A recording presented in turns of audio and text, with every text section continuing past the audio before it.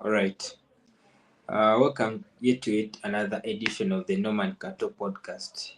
We are back to preview the weekend and also talk about a few football topics here and there. Today we are joined in with Oscar and Dowie. Byonna ajja kuba akwasaganya ensonga mpola mpola. Okusookera ddala njagala okubuuza ku ba viewers yonna gye muli, mwebale kutulaba, mwebale kufaayo okutwala budde kulaba content waffe, ekyo kituzaamu amaanyi.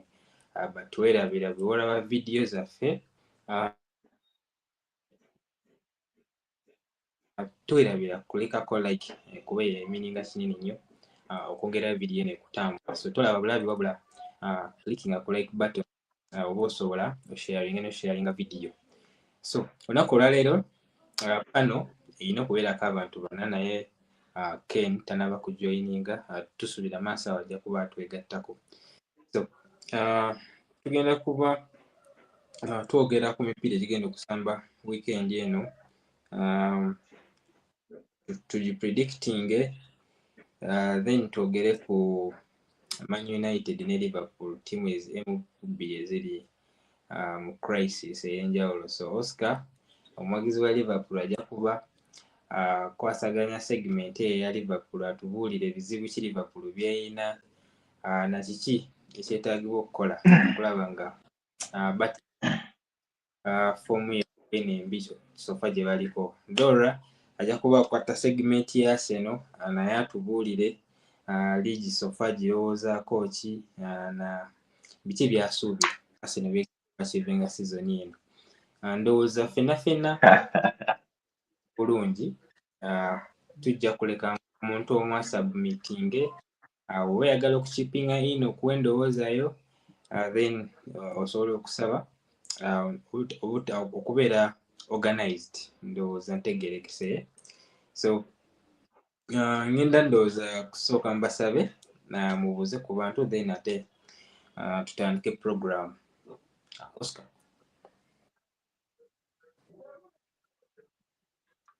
Perfect chance in the dog.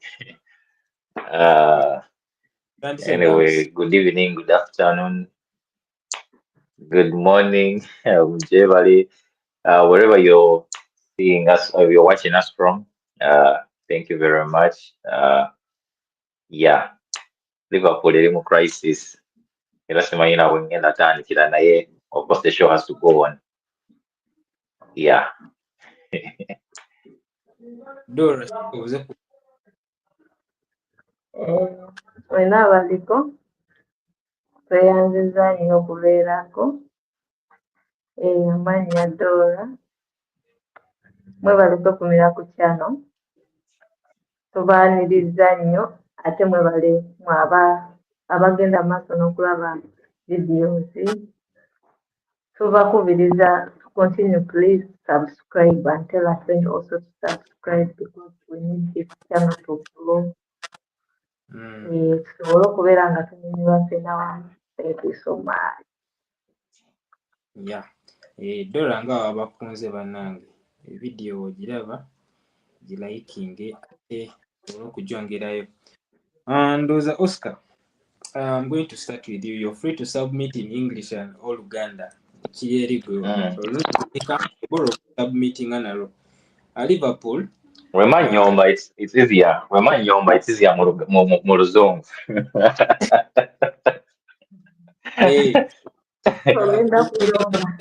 Liverpool, particularly weekend ewedde twali wano ne tupredicting ne tusuubira nti bajja kubeera ne game ezibu ku Crystal Palace naye but twalowooza nti maybe basobola okuwangula omupiira mu ngeri yonna. Unfortunately game baagibakuba. Champions League mwakyadde mu ttake ne babakubirayo game goal emu ku bwereere. Unfortunately Alisson yalwaliddemu, Ekitike naye yalwaliramu. Simanyi oba Ekitike agenda kuba fit okuzannya game y'olunaku olw'enkya nga bakyadde wali ku Chelsea, naye ojja kuba otubuulira team news kuba mbadde sinalaba ku press conference ya Anslot, so ojja kuba otubuulira team news bwe ziri ani aliyo. Kyemmanyi ali confirmed Alisson agenda kuba tasamba okumala weeks 6. So byonna njagala obikooneko otukoone ku problem eriwo ne Florian Wirtz lwaki tanava kusamba bulungi okuva bwe bamusayininga okuva wali mu Germany. Nze nakoze video yange olunaku olw'eggulo particular yadde ku Liverpool ne Florian Wirtz nga njogera ku bizibu ki byasanze, kiki ekyetaagisa okukola okumakinga sure nti Florian Wirtz aflourishinga ku Liverpool. So batanaba kugiraba musobola ogenda ne mugiraba enagikoze eggulo.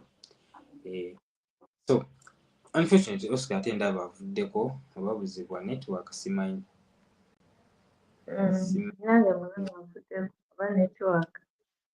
Aika network emusumbwamu naye ndowooza Dora kanjira nsooka naawe Oscar wakomawo. Liverpool Oscar wona akomyewo. Oscar network yeah tawanyamu.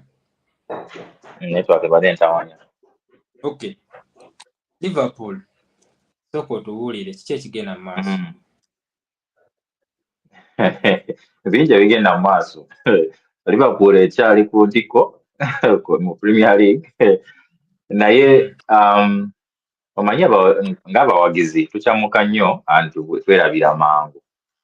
So ekizibu kya Liverpool is only new to someone who yakatandika okulaba Liverpool, like watching a Liverpool like of recent.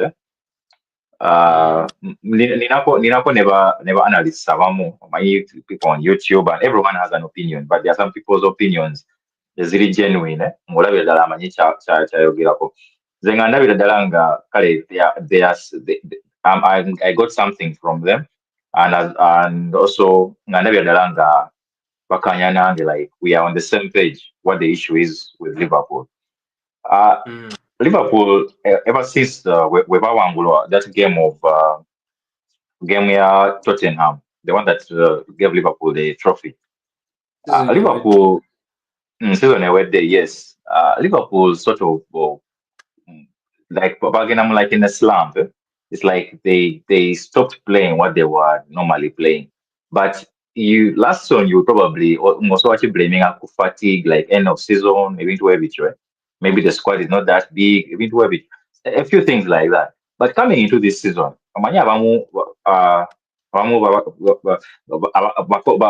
abamu nga bagamba the squad has very many new, like a third of the team, the first 11 is new, like 3 players who are new start every game. Check it out. 3 or 4 you, and in major areas. Naye ekyo nakyo kiri awo as one of the reasons. Naye the main reason wakitunuulira bulungi, Liverpool we yatandika season eno, they started with one thing, performances ne results nga teziri atupa. Omanyi performances zigoberera results, like in most cases zibeera ku level yemu. Naye for Liverpool's case, results performance zali tezina catching up ne results. Kitegeera Liverpool teri game Liverpool season eno kuba we yatandika, probably so even pre-season, maybe you can say a pre-season where Liverpool has actually defended well. Ekintu ekimu kyetumanyi nga omuntu oluusi abeera unbiased nga ne ttiimu ye agimanyi. Omuntu nga nze wadde mpagira Liverpool, I try to be as genuine, yes, as possible.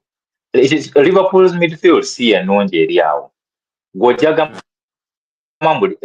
buli kirungi ky'oyogera gundi ku midfield ya Liverpool, it concerns offense.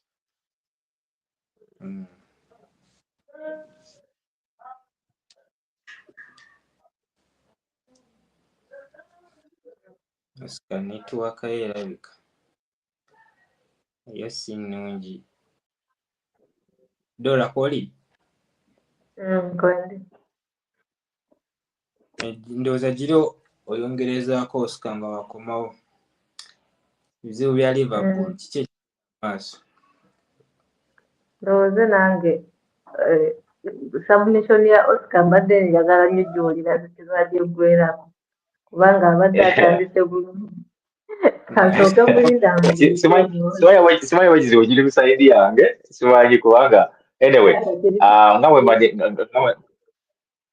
yeah, as I was saying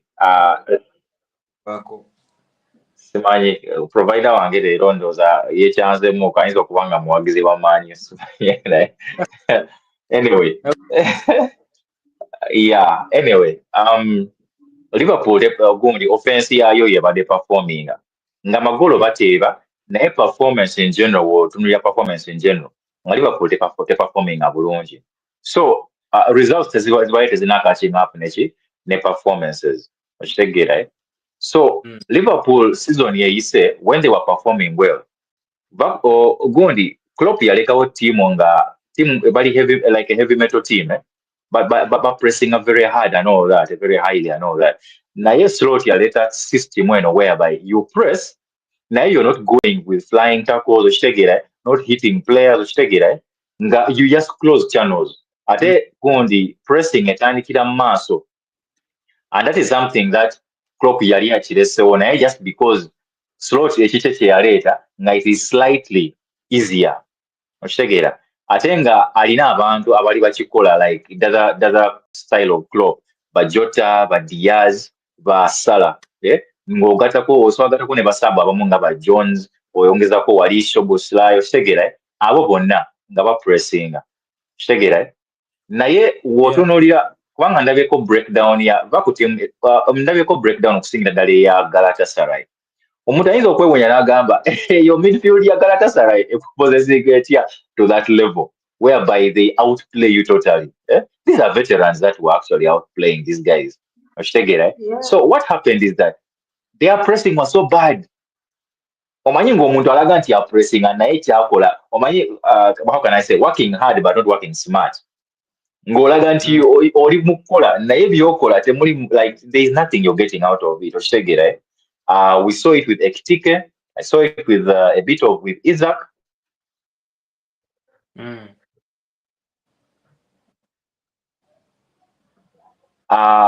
Now, surprisingly, even the people in the middle, one of Gravenberch, one of John.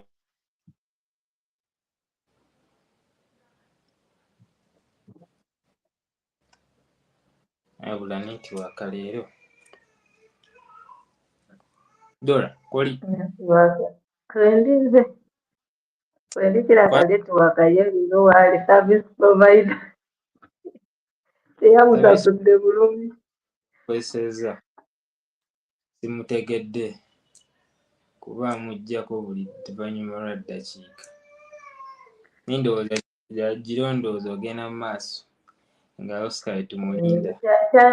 Kyabadde submission ye nsobola okugitegeera kuba nange ku mupiira gwa Galatasaray nze ndowoozaamu nze nga nze ekizibu ekiri mu ssaawa ya Liverpool mu katale engeri gye baagula naye ndowoozaamu nti tebaagula bulungi nze nga nze si ku ngeri gya abasambi be baagula babi naye ndowoozaamu ebifo bye baali balina okugula baali balina okugiramu ku bbaaka nga kale okugula ko defender kuba baali batunze kwasa baali beetaaga okulako ko replacement bbaaka okutunuulira kati ssaawa zino nga foomu ya Konate eri wansi edroping ddala wansi otunuuliramu ku Liverpool ogambamu nti twetaaga at least Konate kale awummulemu atuuleko ko wansi tutandiseeyo omulala naye otunuuliramuko ngera olaba at least kati okubisaawo Konate ddaani okutandisa omuntu omulala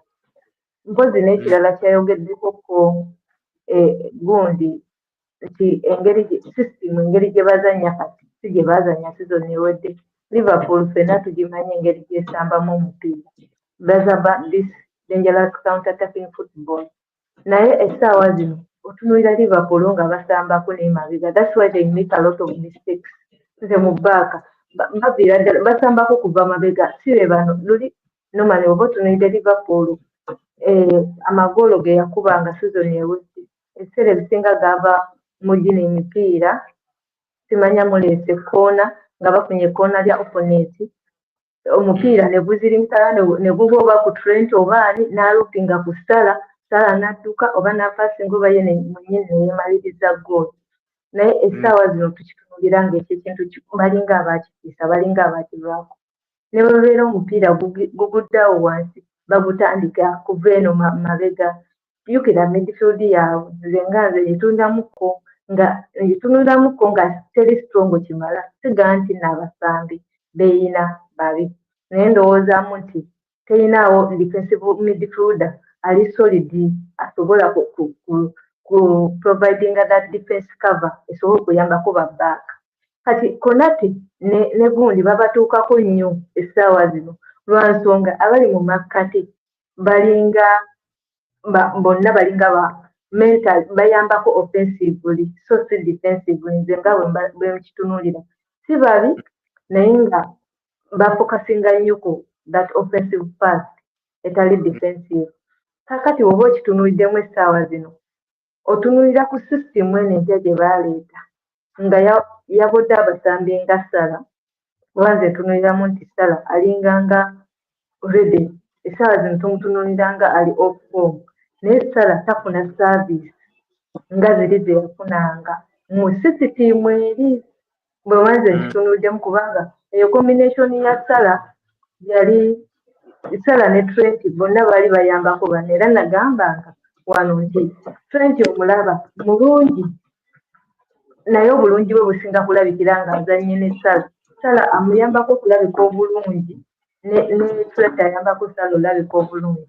Naye essaawa zino otunuuliramu nti wadde Frimpong yajja Frimpong mulungi nnyo mu short passes eno mu offensive oba final third. Naye Sala ate si ye yensambayo buli wojja eno mu final third obanga akavalinze space gy'alina okubeeramu. Kati ate ye aba alina kuinvatinga nadda wano munda n'azannya nga striker. Obukyangu alina okuzannyira waliwo ekitike oba olusi Isaka. Kati nze ntunuuliramuko ng'omuntu ali confused sofa mu maaso awo Sala ali confused. Abantu abamu batunuulira kono Florian Wirtz essaawa zino engeri gy'asambamuko abantu bagamba munnasamba bubi naye nomani bwe tuba tutunuulira omuntu asinze okuyeetinga chances gundi oyo omwana yasinze yalidize mu Premier League basinze okuyeetinga chances which means chances are created but they are not converted.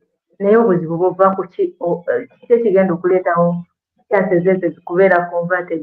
Question eddayo ku balina okonvertinga chances ezo nti striker nze ndowoozaamu nti wano mu maaso connection ekyagaanye si basambi babi but the connection is not there. Tibwoba otunuuliddemu Gapiko bwajja Gapiko asamba naye yakuba kiki yalemeramu kiri ekyedda ye oyinza okugamba ye tali ku eno ttiimu kati ye Sala agezaako kuyingira mu this system naye nze ndowoozaamu system eri a bit confusing ku bazannyi kati abaliwo. Sigamba nti mbi naye balina gimanyiira bumanyizi naye essaawa zino bali mu kugiyiga buyizi. Ekirala ndowoozaamu nze nti Bradley nze nze mulungi mmanyi w'okutandika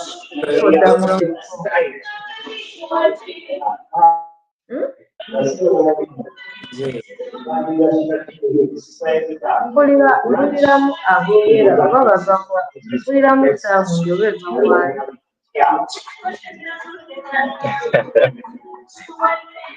kiva ku side yange mpuliramu saamundi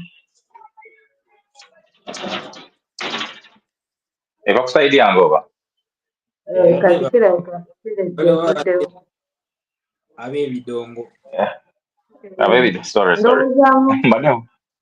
mbadde nfulumyemu ekiringanga ekyendowoozamu nze nga nze ne team selection ekyaleeta obuzibu kubanga ndowoozamu bw'aba agenda kunoonya bano abana abasembayo ba defender ndowoozamu Bradley essaawa zino abasingako bonna abakubamu enamba gundi mulungi akubawo naye ate oba omulimitinze oyo omwana mulungi nnyo offensive aba agenda kuyambako nnyo Sobosila yeeno mu maaso ng'ani okukubamu eyo enamba obeera nga alimitinze gundi ze obusobozi bwe.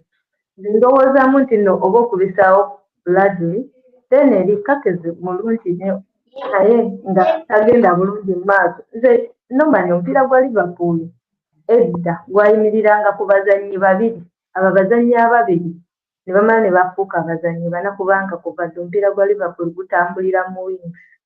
Gwayimiriranga Robertson ne Trent. Then Trent n'asaavinga Salah ne Diaz.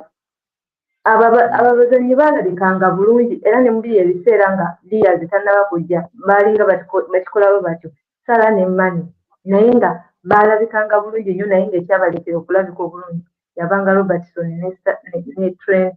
Kati essaawa zino omupiira gwa Liverpool tegukyatambulira mu wings, balinga abaaguggye mu wings, baagala guza wano wakati tufokasinge ku ani kono omwana omuto kono omwana gwe baguze omujamani oba kitegeera. Kati ekyo ekintu kyonna already kirimu sisitimu yonna eringa empya gye bali mu kuyingizaawo ate yeetaaga tayimu abazannyi okugitegeera n'okugimanya. Kati kyova olabanga kiri bwekityo ate kati jjukira Premier League they don't give you time. Gwe kasita bakutegeera nti otagalamu babeera bakutandikiramu. Ate n'ekirala nze ndowoozaamu Makalista tali ku foomu oba nze nga bwe nkiraba ndowoozaamu foomu ye eringa ezirookinzeemu okusinziira ku sizoni ewedde engeri gye yali alabikamu ndowoozaamu essaawa zino ndabanga sisitimu gundi foomu ye droppinze.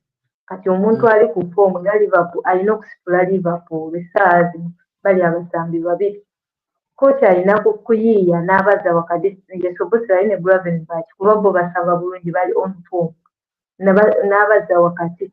Kati bw'aba wakubisaawo Vats beena amukubiseewo Makalista atuule ku ntebe naye amanye nti nno eno mu maaso atirisiko kubanga yo Liverpool essaawa zino tukize tugaane eteebekamu. Kati Liverpool okugiteebamu si ensonga kuba yo Liverpool tugimanyi nga ttiimu eteeba. Ye ttiimu gy'osobola okuba goozi 2 ne kuba goozi 3 oba 4. Naye ekitweraliikiriza essaawa zino oba omuwagizi wa Liverpool yonna kati essaawa zino ekimweraliikiriza n'okuteeba tekukyaliwo tekukyasoboka essaawa zino. Kati nze ndowoozaamu nti nno kooki asooke amayiringa about okutereezamu this offensive area nti mu final third tebalabika bubi balumba naye tebateeba. Kati basooke batereezeeko ku ekyo. Sobosera yamuleetemu kuba Sobosera mulungi nnyo mu creatinga chances, mulungi nnyo mu kuteeba, ajja kulaba Salah kubanga nze ndowoozaamu nti Salah yeetaaga saaviisi sigamba nti nno mubi nze simulaba ng'ali off form. Ndowoozaamu tafuna mipiira kubanga omulanga omusajja otuntu gy'emipiira Salah gy'akwatako mu kisaawe takizi zaafuna ku mupiira oba ze bamuwadde ng'ogitunuulira nga ntono mbale naye nga jjukira Salah yakubulimu. Bakubudde kuba tulina tekisi nnyingi ez'okwongerako kyemaze ngezaako okugamba nti baba balina okufuna engeri y'okusaaviisingamu bano bafowadi baabwe okuli Salah kuba essaawa zino Salah n'ekitike ndabanga ab'amaanyi ndoze ne Gapiko mu maaso awo. Okay, yebadde submission ya Dora ye alowooza nti offensively Liverpool tebanaba kukola kimala kuyamba ttiimu. Naye nzijukira Oscar twali tupreviewinga season ndowooza ensonga gye wasinga okwogerako yali midfield eyo ndowooza ne mu group chat endala abawagizi ba Liverpool abasinga yalinga obagamba nti concern yo eri ku midfield eyo engeri gye natural defensive midfielder abasinga ne bakiwakanya naye ndowooza ekirungi ky'omupiira bubeera budde bwokka bwokka bw'omuprovinga ndowooza midfield yo yeerese okubeera nga y'emu ku weaknesses zammwe. Twagiraba ku Crystal Palace baji overrunninga Galatasaray nga ogambye Mario Lemina ne Torreira nabo baji overrunninga. So issues za midfield zo zikyaliwo. Of course Florian Wirtz alinga ye scapegoat olwa price tag gye yagirako naye Nabadde ndaba Jamie Carragher ng'agamba nti Liverpool yeetaaga at least okuddayo ku basics. Florian Wirtz basooke bamubenchinge. Maybe banaamu-easingamu mu starting line-up mpola nga team stabilizinga. Nze kunze sirowooza nti ino ye solution. Naye guli muwagizi wa Liverpool gwasinga okumanya. Sooka otubuulire.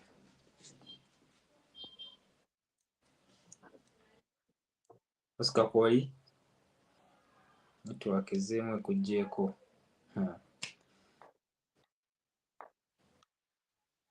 Network evuddeko. Okomyewo. Nedda mbadde mbawulira. Nedda olaba awo watandikidde walungi. But this is the thing, kunze how I see it. Liverpool, yes, in a season, yes, Isa yatandika nga teyina like that really good. Nga wali akubawo ekiraka ono Ryan as a defensive midfielder. But one thing we're not getting clear is that Liverpool are in a structure. Nga structure eyo eyambako coveringa the deficits as a defense. In that, pressing what just anyhow, pressing smartly. Oshegera nga pressing smartly, and on top of that, nga Salah clearly olabye ddala nga ye route gye bakozesa okola ki okunoonya amagolo.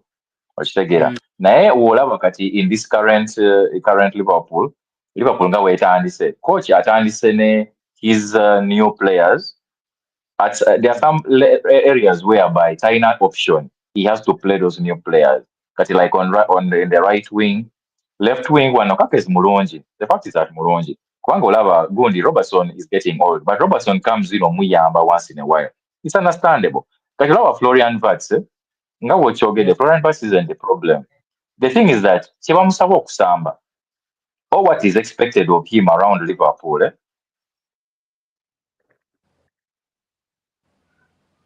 Yes, mbadde ngamba Florian Wirtz. Yes, Florian Wirtz kyasamba kyawali kigezako omusaba okukola. Ye si kyamanyiro osamba. So it means that it will require time. Naye the thing is that the fact that okimanyi nti there is no time, this is not Bayern where or losing 3 games nokola ki noja nokakinga apa presam.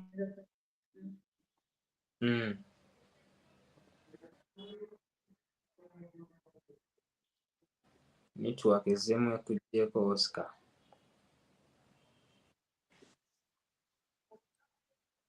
Yeah, komyewo. Oscar, genda maaso. You're back.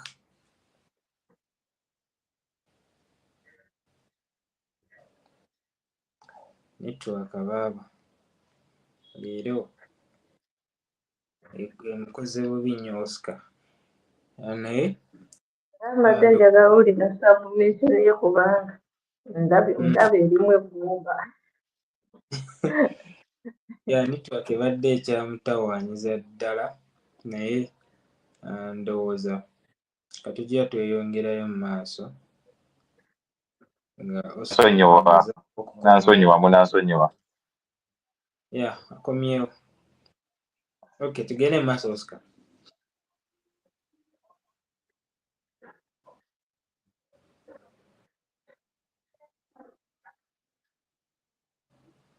Oscar Kwoli service provider leero baaba simanyi oba tebamusasula ekimala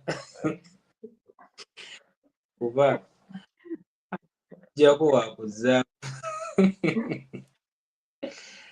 nagenda otera okufuna ebyo ebizibu bya internet. Nange bimanyi okunzijira naye bwe bikola bwe bityo tegenda kutereera egenda bba bwetyo cloud like egenda bba bwetyo like for 1 hour.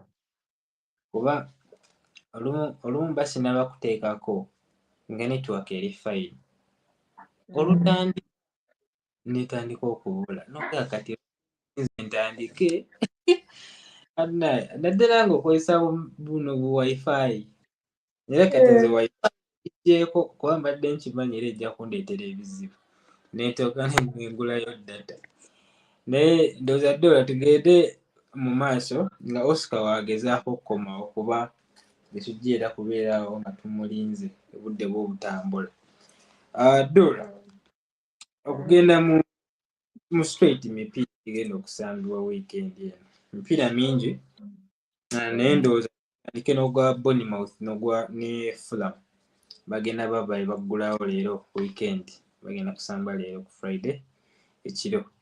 Omupiira ogwo gulowoozaako otya kuba Bournemouth abadde atandise bulungi sofa kyokka ng'ate twasuubira nti ayinza okusinga engeri gye yatunda abasambi abangi naye omutendesi Ayola abadde agezezzaako obulungi. Fulham bamukubye wali ku Villa Park Aston wini yaye yasoose Fulham ye yasooka wansi ne bamukuba eggoola zaali 3-1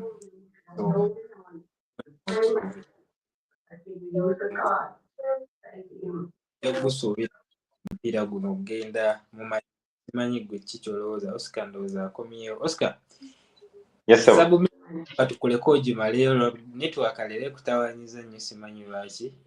Simanyi service provider anvuddemu leero naye kyembadde ngamba kiri nti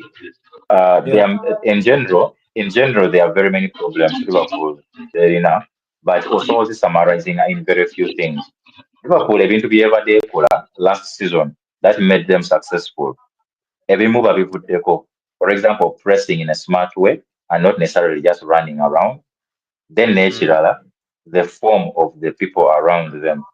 Tosowa ki ndo yakikonyeko ekya Konate clearly ali off form. I believe singa Leone teyafuna injury, I believe Leone yandizanye one of these games. Actually Galatasaray subira nti yandizanye game ya Galatasaray naye because there is no one else around, and I strongly believe in Liverpool ejafuna Gedi mu January. If this continues the way it's continuing, Konate wabanga tatali ku form wabanga tana signing a contract empia, I believe in ajakola ki bajafuna gundi center back oyo omulala, bajafuna center back omupya. So generally nkirabanga solution is number one, go back to basics. Bino ebyokuteeka Dominic mu right wing apiveeko Batsa Sokatule, Dominic addeyo in the 10 position. One of the two, either Ekitike or Isak, bazanya as a striker, Salah azanye wabadde azanya, Bradley azanye right wing. Go back to basics. Muzanye kye mubadde muzanya musoke mufune momentum, then mutandika okuyingiza mu kati bana abapya, because otherwise actually I will be surprised game ya Chelsea eno wagitandika with all like a third of the team nga alina abapya nga basatu oba bana. I'll be very surprised, especially oyo Vats watandika game ya Chelsea. I'll be very surprised honestly. Kiba kitegeeza nti talina kyayize alina Amorim tayagala yiga because sawa zino ebintu nga weebiri clearly olaba nga Vats alina kyasamba, and Vats is a very good player. Naye the issue is Vats tebali musaba okusamba, takisamba eri mu Leverkusen yali alina abasambi abadduka like aba pressing for him, ye ng'azanya free roll pressing abo bayagadde azanya kino ekya Messi, okitegeera. Liverpool terina those things of ozanya kya Messi, ate waliwo ne bano ba Isak ba Ekitike. Liverpool ne striker aba Jota ba Firmino nga basajja ba pressing etandika nabo, naye bano kubanga bakyali bapya, it's understandable Liverpool side not a striker, so one of them will start, understandable. Naye ono Vats, the thing is that for this game he should sit out. Bamuletanga sub at some point, no problem. It's not team sambe movie nedda, but it's because team teri perform. So balina okuddayo ku kiri kyebamanyi kyebamanyira, and then they start getting form back slowly by slowly. That's my submission concerning Liverpool. Yes, I was mmaliriza submission yange. Ndowooza sijja kuwakanya kuba ndowooza kintu kyogeddeko emirundi mingi ku shows ez'enjawulo. Ndowooza abawagizi abasinga nga bw'ogambye nti aredawe ate olumu tebabeera subjective eri nga bakriticizinga ttiimu yaabwe, abamu baagala nnyo kubeera biased. Yes, it's well and good ttiimu ng'egoba naye era very important ate okulaba ne weaknesses wa the team ebe picking wins. So and those wins ez'etaano ezo zaali abantu abamu amba as long as kuwangula not naye at some point nakubuuzako how is this sustainable okuwangula emipiira mu 100 minutes obutakontrolinga mupiira kimala ndowooza kyatuuse ekiseera ndowooza ekibeera exposed okusingira ddala ku Crystal Palace after wali musobola okumira scoreline ya catching up ne performances zonna kasenga ziri atipa. Alisson yabataasa nnyo then ku game ya Galatasaray ya Alisson era yali hero. So unfortunately mugenda kusamba team na midfield eri strong. Nakayiseda Enzo exactly. So simanyi wekigenda kubeera Alisson mulwadde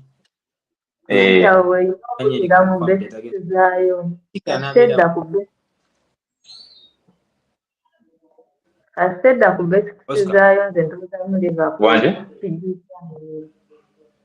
Oscar siwulidde ekibuuzo mbadde nkubuuza Ekitika n'asamba guno mupiira.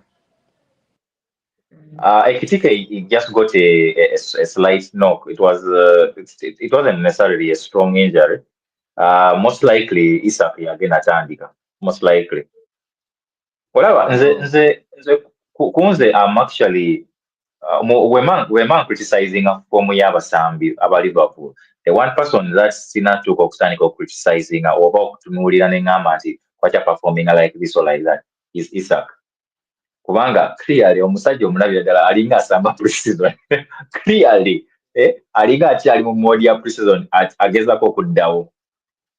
Yeah, so among the players the still I'm criticizing ekitegeera, but the thing is that kubalala we expect more from them. Naye I have a feeling he's going to start, and I'm just hoping that this is the game where he is going to start picking off. Kubanga like you say Premier League tekuwabudde obubonero tubwetaaga.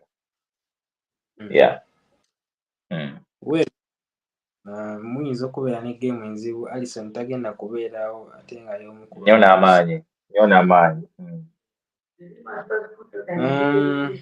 Ndowooza nga tovudde ku Liverpool nga tetunagenda na mu predictions. Tugende ku ttiimu endala erina crisis Manchester United. Badde njagala nnyo Ken ajje atubuulire kiki ekigenda amaaso club ye naye unfortunately tasobodde kutujoininga. Naye badde ne crisis kumala myaka nga 10 kati simanyi crisis gyeyogerako ey'omwaka guno eriwa tubuulire bwe tulina otandikira. Season yaliyaga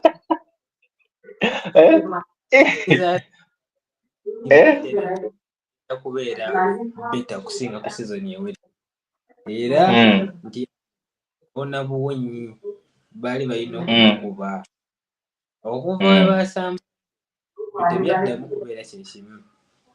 Performances zibadde abawazanyi tebannaba kusamba bulungi ne signings empya mbwemu kunya tebannaba kulabika kukitegeera.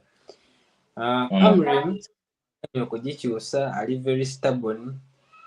Yagamba nti I live by the sword, I die by the sword. So bagamba ebizibu bingi simanyize lwaki musigayo yali very stubborn kuba system ye eganye okukola naye aganye nedda omanyi gwe just kyotalitegeera kiri nti bakocheze ba this era bazanya system yaabwe ate tebagivaako. Ajagezaako okutinkalinga ne system ye naye system etaso agivaako. Tebalinga the old coaches bano ba Pep naye yali yalemera ku 4-3-3 naye yatuuka ekiseera n'ayiga. Pep enaku zino azanya 4-1-4-1 azanya 4-2-3-1 azanya 4 omusajja akyusa systems kubanga yakitegeera nti omanyi this era is an era whereby these players are very rigid. These players cannot play in a position. Abazanyi basamba system. Abasambi basamba system bana era this era. nze ekibuuzo kye njagala okubawa mwenna ababiri Amuri bw'agenda kubeera n'obusobozi obukyusa situation ku United oba banaamugoba kyekibuuzo kye njagala okubawa mu babiri. Ndo yatandike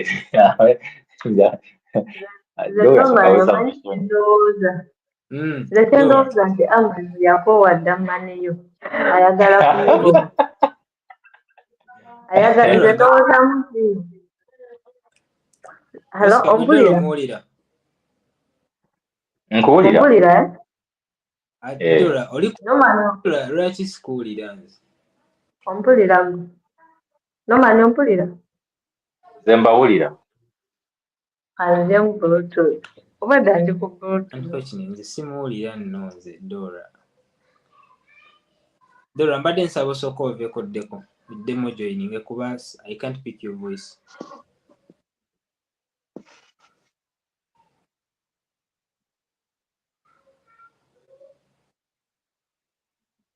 Anyway, so ekibuuzo kibadde nti anaakyusa maanyo. Nze sisuubira nti ajja kyusa maanyo. The reason why is because okukyusa maanyo wandibadde olaba some progress. Nkitegeera. Wandibadde olaba some progress. Wandibadde olaba nti there is some progress in kangambe nti nga we baconcentratinga mu transfer window okugezako okukola ki okurectifying the offensive line. Wandibadde olaba nga there is clearly a better offensive line going forward. Ng'olabye ddala nga oba bateeba amagoolo naye nga baba bateeba nnyo. Okitegeera. You would see some change. You would see at least Man U winning some games. Naye tiimu Man U gy'ebadde nayo season eno eyise. Season eno gye tuvuddeko. It would still have won or lost the same number of games ze baakawangula oba ze baakaluzinga season eno. Okitegeera. There is nothing that has changed with Amorim. So, Kunze, sisuubira nti asobola kyusa Man U. Kubanga ye nga Amorim twamwogerako ebintu bingi. Like, Ali Rigid is a one system person. Man U naye erina ebizibu byayo. There is something wrong with their players that is very hard to understand. Oba just tebalina options bana basaminga bano baddalo ba show. Those are players who should have left the club long time ago. So toseka. So the only excuse Jenso Okulaba is that bagala okutereeza teams transfer window by transfer window. So transfer window eno bakoze ku the forward line, then maybe the next transfer window bajja kukola ku midfield, then the next one bajja kukola ku maybe the defense. Now the problem is never baleese. You see, like there is no change. It's like as if getting clean water. No you are into dirty water. Dirty. Like you can't tell the difference. So balese kunya balese mbwemo. Zendaga dalanga bandilese wachiyomu kubanga bombi ba 10. Bring one, then work on other areas. Maybe asala okuleta bombi, and of which it was approved by the coach. But you don't see anything that has changed. Chesco is like another Hoyland. And why the Hoyland? Do you realize that Hoyland is the latest example of why many people believe in it? What do you think Man U that makes these players just bad? When Hoyland really is scoring mini hat-tricks. He's scoring goals like no man's business. And Man U just what? Why? Yes, so the coach he cannot change Man U. He cannot change Man U. Over 30 games and you've only won 10 of them as a Man U coach. Nedda. Taja chusa Man U. Tanaba kuwangula back-to-back games by the way meje mipiira. But they last one a back-to-back. But basketball kuwangula back-to-back nga a 10 have gone the coach. That's when they last one a back-to-back. That's how bad it is. It's so bad. Oscar asubmiti nze yagambye tasobola nti Amram agenda nga ebitambula ku United. Nze ndola ngomaze submitinga gezaako funza ku budde abantu babuulire ndowooza yo. Nze sigenda kwawukana nnyo na Oscar kubanga nze tuwengugambira nti no Amram ye alinga nga ayagala obe kuba kimanyi bwaba muguba bagenda mu compensating naye singa tekyali kya ssente ezo eza compensation singa yayita mudda yandiise n'amanyi mulyango kubanga amanyi bulungi nnyo system tegenda kukola lwa nsonga kireetera obuzibu bwa system obutakola kyabazannyi abalina okukola mu system si bayina system yandibadde nga nnungi naye abazannyi si boyina kati dira abazannyi funayo system tufunayo system egenda okuketalingira bano abazannyi boyina nti bano abazannyi bange bennina bajja kusobola mu 4-3-3 oba 4-2-3-1 oba kitegeera okyuseemu naye bw'obeera nga n'olemerako nti nze sigenda kukyusa system kibeera kitegeeza wakoyedde omulimu gwolinze kimu bakugube kubanga solution ekisobola okuredeeminga kati Amram mweyo situation gyalimu nze ndowoozaamu nti kyangunya alina kunoonya formation egenda okusutinga abazannyi bano baalina kubanga bw'obeera nga ddala mutuufu eyo sisitimu yo ogenda giremerako yali tasobola era kugula nga Oscar Wagala yali tasobola kugula mbwemu n'agula ne Kunya ng'ate oyina ne Amadi ng'oyina ne Bruno oba oyina bakumi nga bana mu ttiimu emu ate ng'obukozi olina okunoonyaayo abazannyi abalina okubeera mu midfield ya maniyu mu eyo sisitimu bali beetaagayo strong midfielder nga tuli mu transfer twogera ku transfer nagamba singa bafunanga Baleba oba ne bafuna ono omwana wa Crystal Palace what bamwita batya oyo midfielder wa Crystal Palace nti ne bafunayo midfielder ali strong agenda okutuula waabwe nga tali strong byakutomera bantu obula ali strong asobola okupatinga omupiira asobola okukodinga up asobola okuba rhythm ya game naye ekiseera kino babeera nga batunuulira nga ekikulu balina kukola ku forward forward bagenda baleeta naye maniyo ne bwebeeta ebyeggulu baba balina ojjetirwa ekikulu kiri kimu abasambi abalungi maniyo balina ekyangu kyakukyusa system egenda okusutinga abo abazannyi batandika okuba emipiira maniyo yo nga ttiimu singi bwe tuba twogera amazima amatuufu but system erabodde nze bwe ndaba ate nga Amram tagenda kugikyusa tuba twogerera wano tusobola n'ossibako sajja tukkire ku budde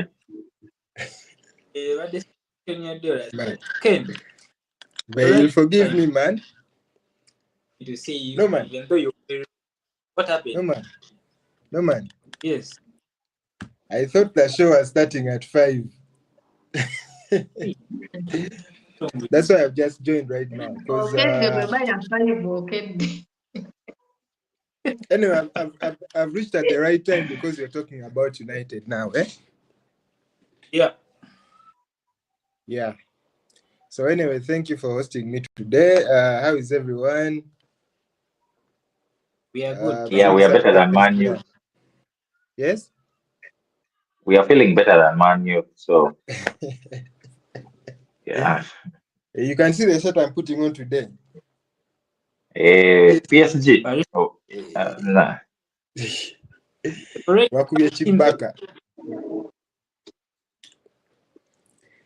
Anyway, so okay. Where you fill me in, man? Where can I start from? We need your submission on the current situation. Let us be changed.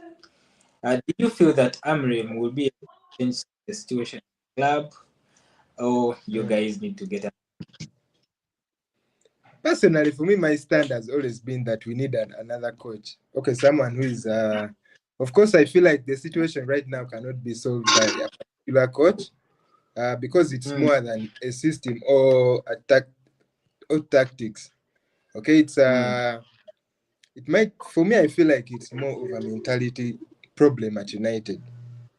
Okay, we get good players and they come and struggle at the team. It's not it's not a system, because personally, okay, if you look at the chances that we get and the goals that we score, you can see that we actually have the chances, but we are not converting. We are not utilizing them. And for me, that doesn't come to the system. The system, yes, it does not work. It does not work for many of the players, because if you see players, our best players like Bruno Fernandes is being dropped down deep to play as a number 8, when his best position is obviously playing as a 10. So the system is not the best, but also with the players we have, even if you're playing this system, I feel like we should at least be somewhere like top 8, top some you get. We should be beating some. How was you No, like listen, this team that we have is actually good. We have the players. She mentioned it earlier. We have the players, but there's a mentality problem in our team. That's my opinion. These guys are not willing to fight for the badge. I don't know if Amorim does not motivate them enough, or maybe I just don't get it. But that once we fix that, I feel like any coach can thrive at you, because I don't see any coach coming to United and twisting things and tweaking things and changing and making it work. Okay, even if you bring Guardiola right now, trust me, he's going to fail at United. So the system is worrying. It's not the best, because I feel like if you had played a different system, maybe a 4-2-3-1 would have worked better for us. 4-3-3 would have worked, because most of these players are being used in not their best positions. These guys are not playing their best positions. You see Ahmad being played as a right defender. So let alone that, there is also an issue with Amorim over twisting up like our lineup. You can't be sure which back 3 is starting or which back 5 is starting. Every game you come in, you're not sure of the lineup, and it just beats my understanding. If you look at teams that are trying to be consistent, they bring in the same players. As long as Saliba is fit and Gabriel, those are the guys who are going to start for Arsenal, because they know that they pair, that it's a good pair and they always work out. But at United, you can't come in sure. Today you find he's playing Luke Shaw, who, in my opinion, is actually not very good. In 2025, you should not be playing Luke Shaw. You shouldn't be starting United games, man. This is 2025. Then Euro, who is arguably our best defender, is being benched. Kobe Maino is not being integrated into the team, yet we all know how much talent he has. Aside Bruno, I feel like he's one of my best players. But the system, you might argue that the system is not fitting him, because this system of playing at pivot 2, it needs someone who is really who has a high work rate, like who can run from box to box, who can deliver very well, good passing accuracy, which you might argue that Maino maybe lacks. He lacks that physicality, like that. Yes, he does not have it. So even if What's your starting? United, we What's your wanted players. starting? Yes. Ken, what is your starting midfield for United? What do you think is your best starting midfield? I would play 3 Yes. midfielders at least. I will play Bruno Who in front. Yes. As a 10. In the what? In the 10. Then here, I would play either Ugarte and Maino. They pair out well. So I would start Ugarte and Maino. You have seen some games when they've played together, they've actually done something. Yes, okay, we might have lost, but they actually try to. Yes, so Ugarte is full of mistakes, and sometimes he loses possession unnecessarily, but I feel like that would be my option. The 3 midfielders instead of the 2. Then what is your control games? Because now we go into games, even small teams are possessing us, they're controlling the game, because our midfield is not working, it's invisible. You get it? So Ken, I would like That's to ask, what is your best 11 when my best everyone is 11. Personally, the keeper, and that keeper is trash. I wouldn't start him. So Lamen. the I haven't best seen Lamen. 11. Don't start with. Sorry? Give us work with what you have. Yes. Oh, Okay. yeah. I haven't seen Lamens, but I would put him there because I know we signed him because of his potential. Maybe he's good, maybe he's not. But I will start him over this guy because what is the point of signing a new goalkeeper and then you bench him and this guy that you're playing is constantly making mistakes, conceding the easiest Okay, of goals. Lamens. So yes, Namens. Lamens. Back to I would go with Delete. Delete has a good work rate and is a good ball player. So I would start Delete and Euro on the left center back. And then on the side, I would use back four. Okay. On the sides, I would start Dogu and Mazraoui. I wouldn't start that. But that guy is trash. Can't cross, he can't pass. Middle. Don't know his use. Then going into the midfield, two midfielders there. Now midfield, Maino, Ugarte. Then in front, I would play Bruno. Then on the on the right in front, obviously I would play Mbeumo, Sesko, and then on the side I would play Cunha. Ahmad would come in as a sub.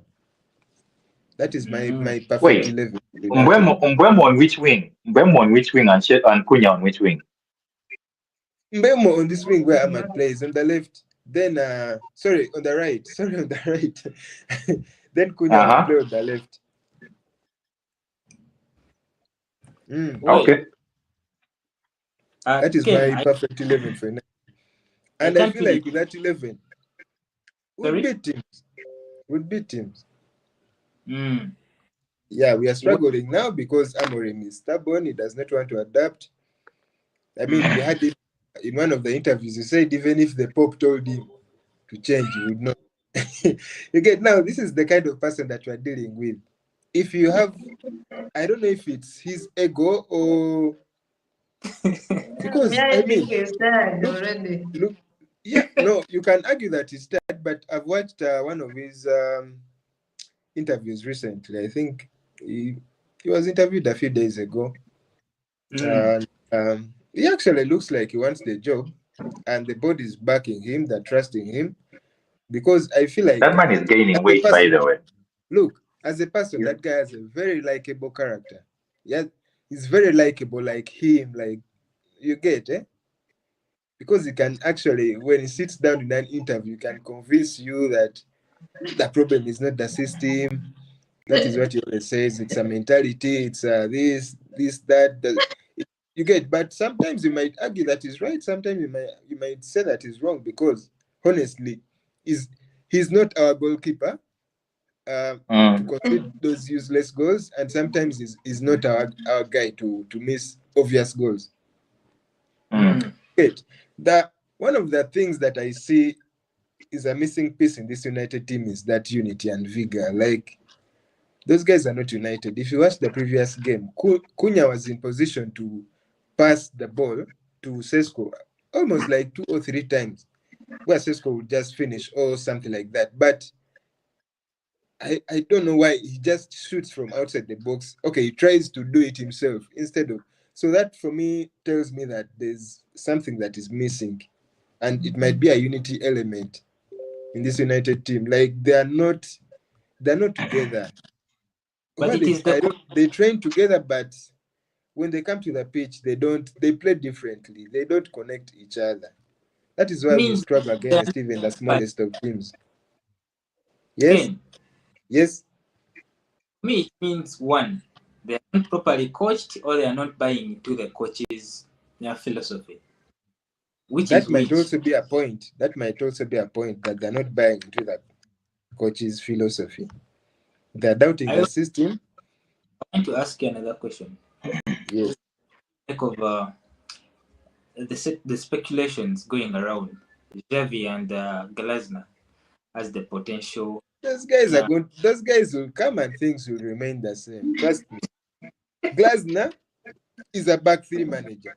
He plays back three at Crystal Palace, and things are working out for him because some of those players actually they are competent. You get. Look at Watton. Watton is like a missing piece in United. We don't have a player like that. Watton, Baleba. Those are guys who would, who can work in a two player midfield. You get. But for us now, we are stuck with the likes of Casemiro, who is it 32, 31? Those guys don't have legs. They don't have legs in the midfield. He can't be 32, you man. How old is he? Casemiro came to United when wasn't he 29? So that is 3 years. He's 33 guy. Eh? Yeah. 33. He's 33. Yeah. Yeah, he could be 33. So you see now our problem. Our midfield just can't control games, and that is why we lose game after game. So instead of putting our priorities in buying 2 number 10s, I feel like we should have went in for a midfield that could try to patch that gap. But unfortunately, we didn't. And now we are stuck with a striker who is also struggling to put the ball behind the net. I don't think he's struggling. I don't think he's struggling. I've told Norman this before that in this team, these traditional teams, these top teams, forgot or they no longer know how to play with nines. The reason Joker is not struggling in Arsenal because he's missing chances. He's struggling because he's not receiving chances. Shesko is struggling in Man U because you also clearly just said it right now that the guy got Cunha.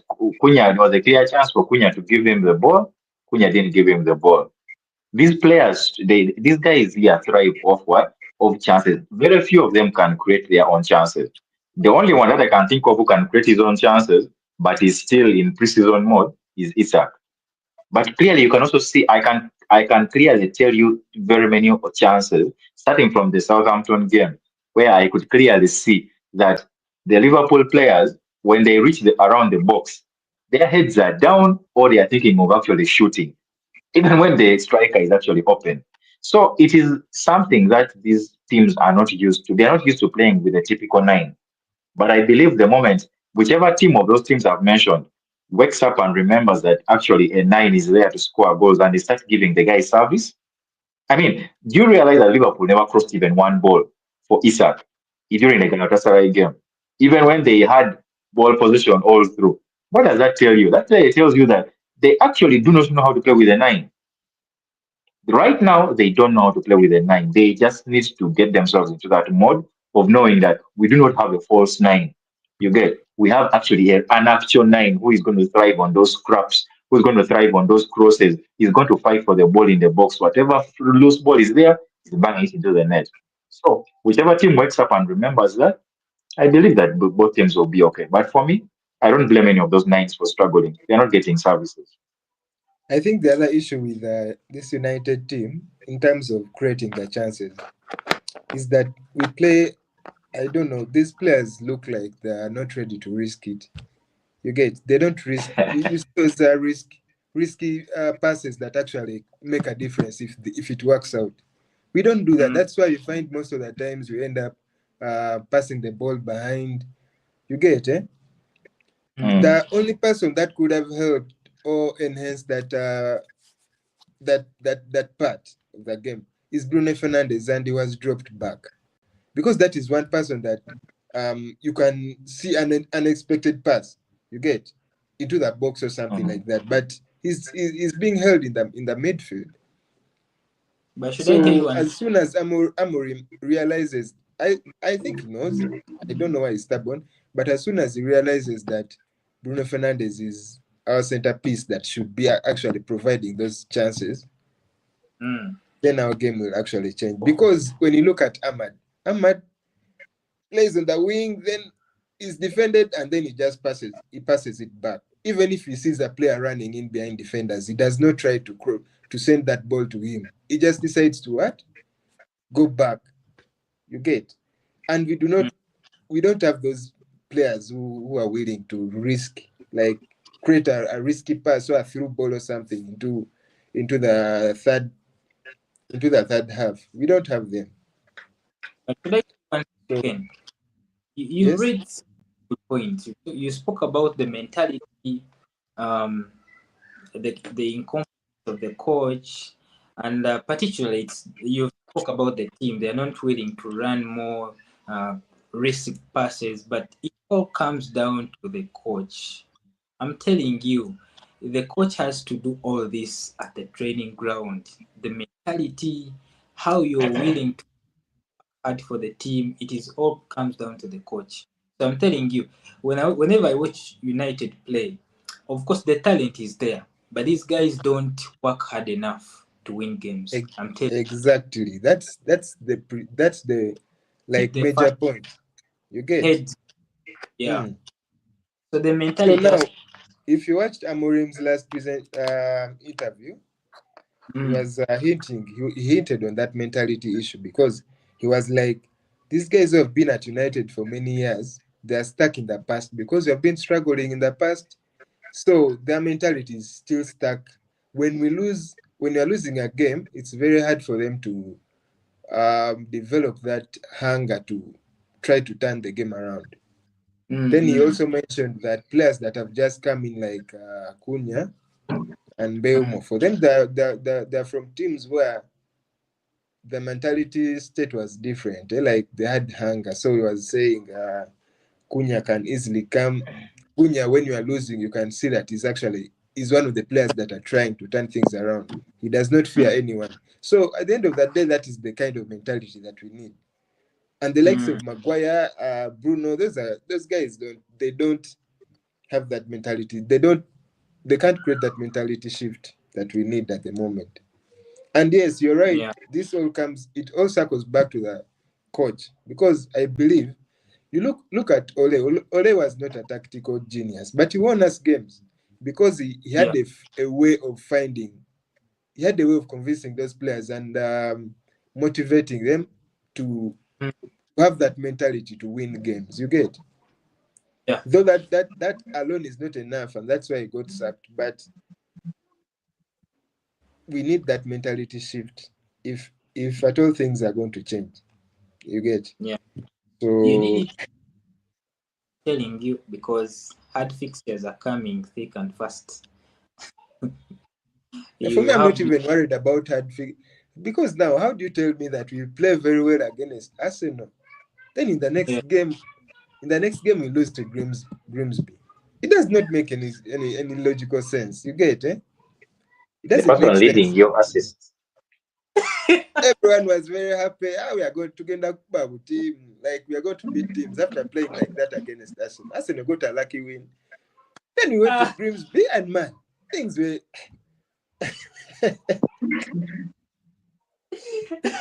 Oh, you getting me, eh?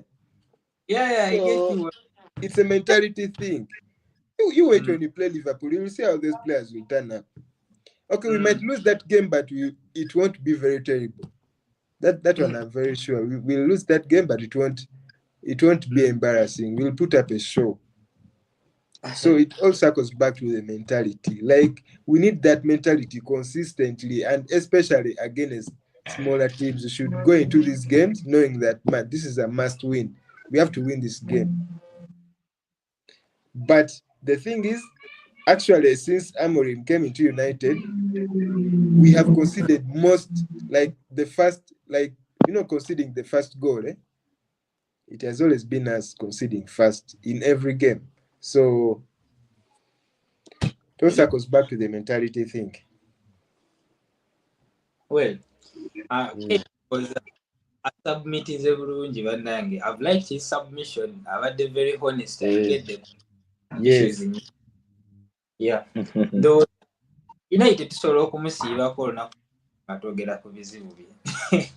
Kuba balina bingi olw'obudde engeri kitambudde. Let's go straight into predictions. Ndowooza ngenda kusooka ne Dora. Bournemouth Fulham. 2-1 Bournemouth. 2-1 Bournemouth. Oscar. 2-1 Bournemouth.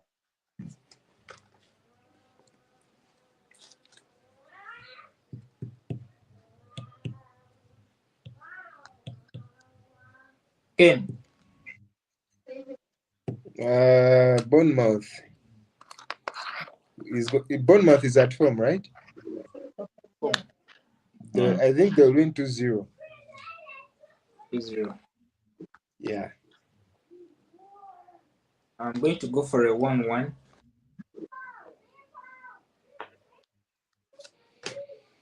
Leeds versus Spurs. Dora. What? Leeds. What is versus Spurs? Leeds. Mm. Leeds Spurs. 2-2.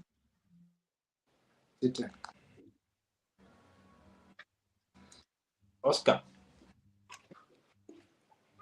2-0 Spurs.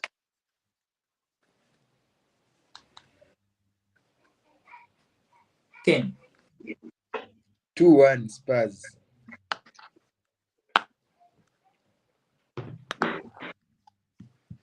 I'm going for a 2-2 also. Early kickoff. Arsenal Westham. Dora. 3-1 Arsenal. 3-0 Arsenal.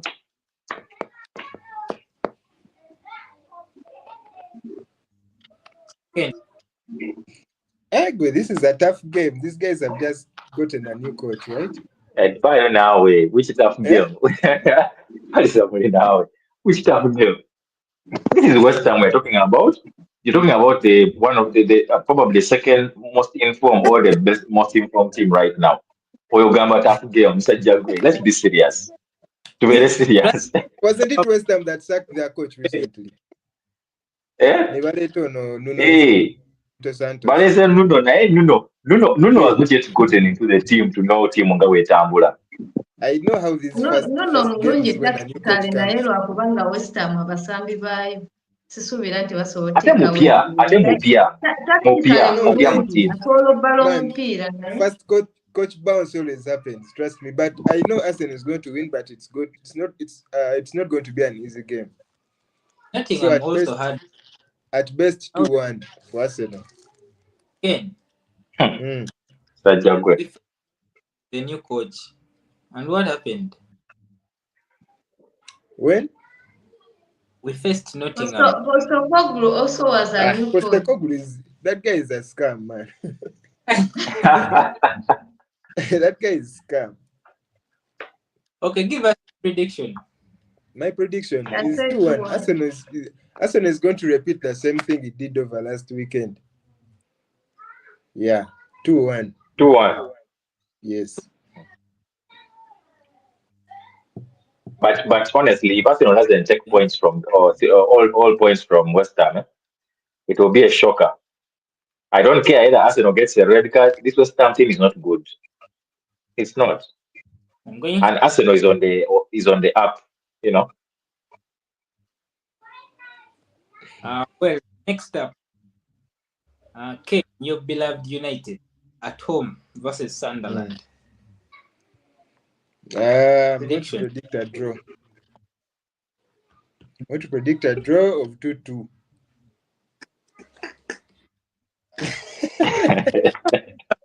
Man, this United team, you can't go into games expecting a win, man. You just have to lower your expectations and you accept. Yeah. Oscar, prediction. 1-1. 1-1.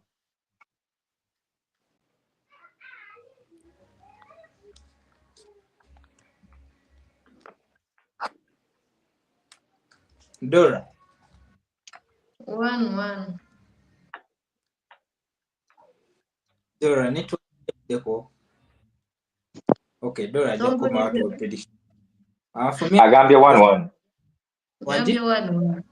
1-1. Hey, 1-1. Nze agenda okuba win. I'm going for a 2-1. I hope.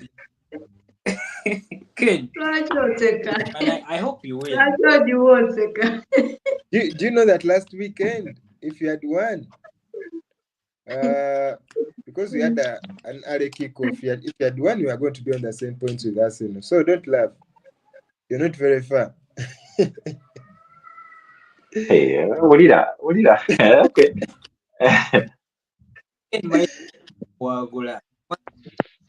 Try to predict. Actually, try to go at dinner, but losing. That is early kickoff. And then I said, Jacobella Sunderland, Liverpool. See, you're surprised. And there is no one who will be surprised. There is no one who can be surprised. No, there is no one who can be surprised. Even Ken cannot be surprised. Yeah, I won't be surprised because man, for me, I'm at a level where I no longer even care, man. Like we lose games and it does not hurt me that much. So we lose, we draw, we win, we move forward.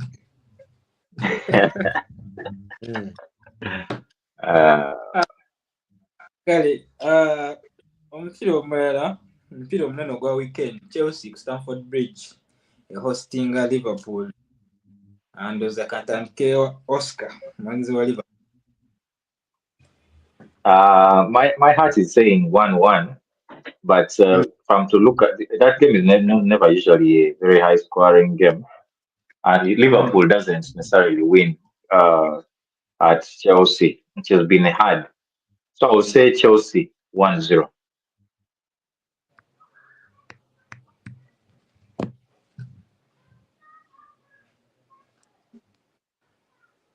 Who is next? Predict, guys. I think it will go there.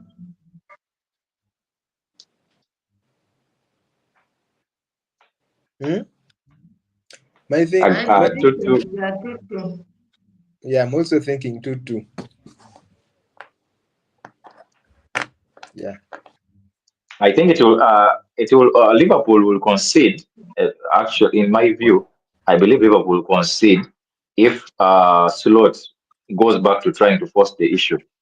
Now, about that, forcing another issue with these new players. I know by integrating Ampola. Chelsea will also concede. No, yeah. No, it's possible. It's possible. Now, in the David Alanga, it is more possible. Liverpool, of course, conceding. If they, like now playing, but I'll call that experiment. Yandi that dial to basics. Abasambi with how they were playing before and try to first get some control. Then now get up introducing Banaba Mpola. Area just where he. Manyi ekibampesezza amaliri manyi bumanyi tagenda kukyusa agenda kugirako eyo kunti nze naye bw'aba akyusizza Liverpool can win that game bw'aba akyusizza okutunulira ngeri situation Chelsea gyerimu Liverpool aba alina upper hand naye sisuubira actually Liverpool eri very lucky nti Chelsea erina injuries nyingi kubanga singa Cole Palmer yabadde mu game eno kyandikoze Liverpool kulimba kubanga he has been on form. He's like a decisive player mu Chelsea, so kunze ndaba nga yandibadde guneno opportunity ya Liverpool to maybe snatch a win kubanga abasajja balina injuries nyingi. Zenga coach tabeera stubborn ndabanga Liverpool ekyamuwa okuwangula. I'm really sorry. Just for my network issues. Name but this sinafuna prediction ye Oscar. Network yange kyankalanye mukaawo. 1-0 Chelsea. Oh. Okay. Chelsea has to concede. Chelsea has a very bad defense, by the way. Oscar. Nze yange ya 2-2. Ati Ewanji? like I that was making my prediction. prediction. Yeah, I'm factoring the fact that he's slow starting Akudayo to his basics team ever they performing from last season. I have a feeling again continuing and Bialiko of playing his playing Vats Negondi. Hey, the prediction even cholera. Yeah, you drop points.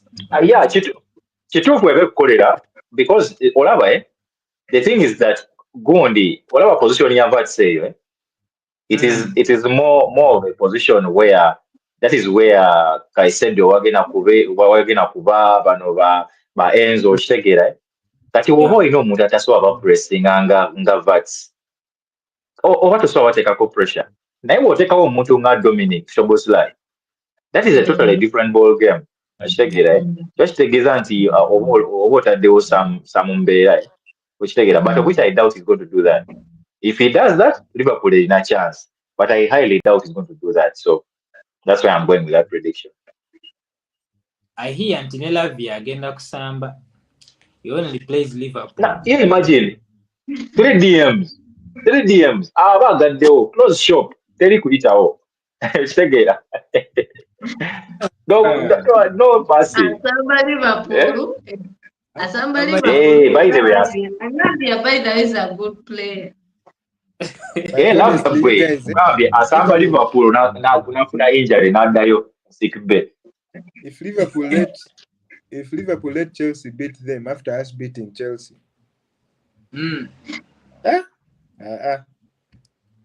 But it is possible. So the issue is Manu beating you. That is the issue. That is the biggest issue. Chelsea beating you is understandable, but Manu, it will have to be a topic for us to discuss like an hour of just discussing that. Okay, Ken, prediction you. Yange yabadde 2-2. 2-2. Yes. I'm going for a 3 to Liverpool.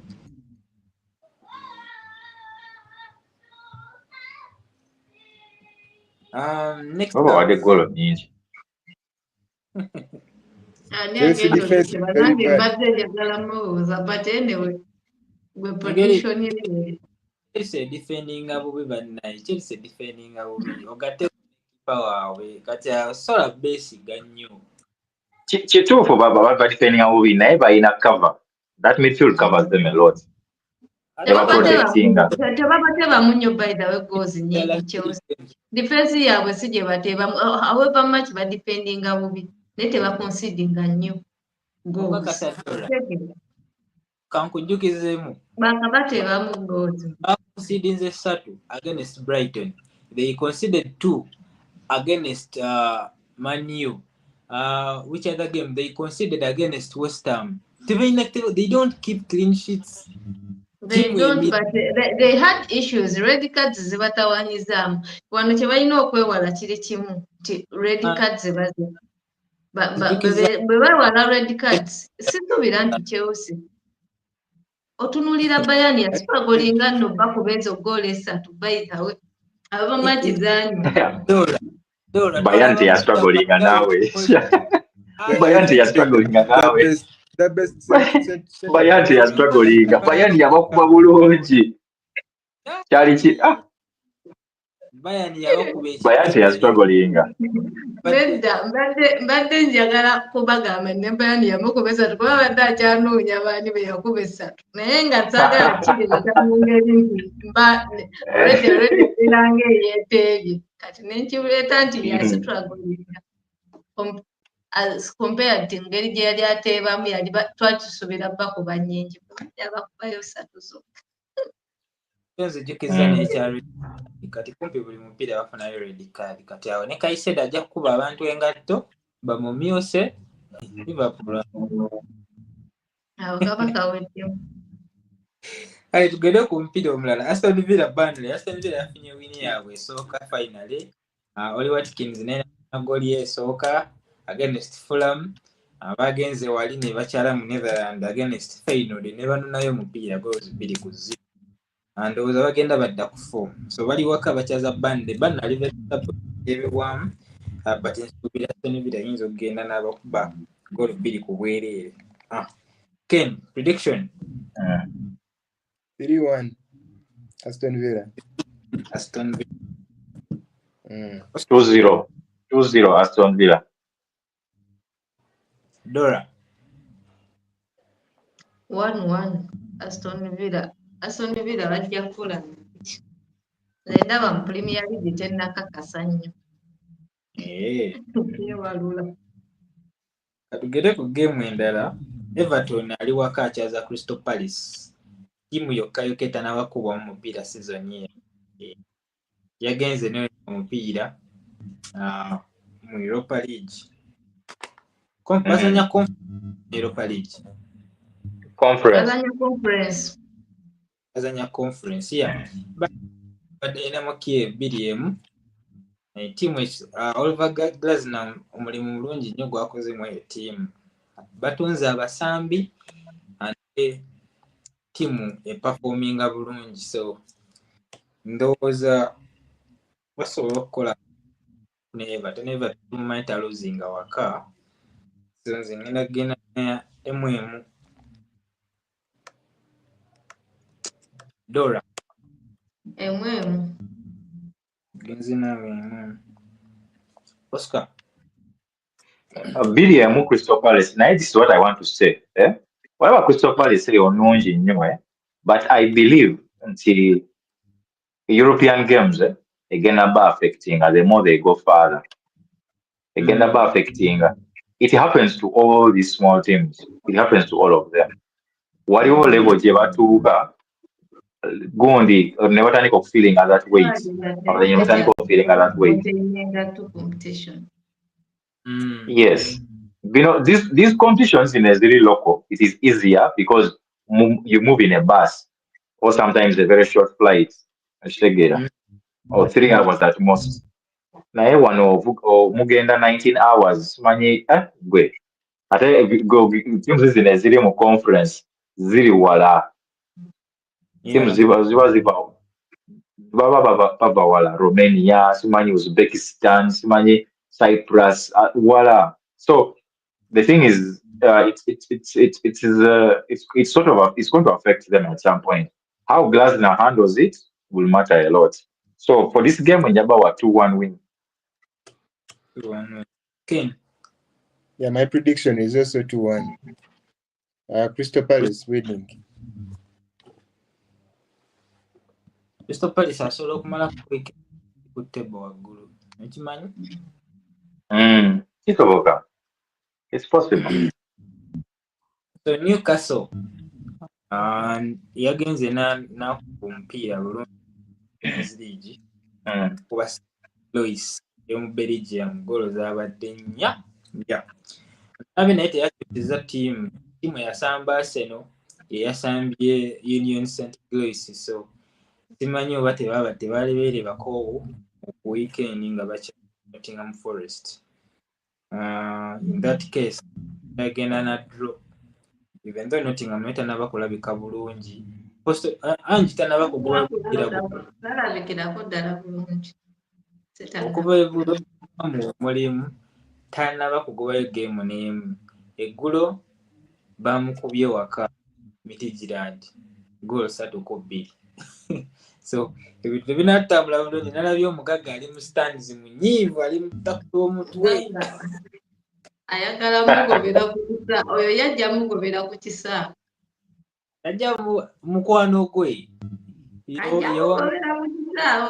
nze nkubuulira tebigenda kuba bya mawulire ajja mugoba tukyalaba mupiira nze nkubuulira simanyi oba nalabye oyo omusajja naye nga omupiira wagulabye yabadde asamba highline ogwa Forest abadde asamba highline ate highline ne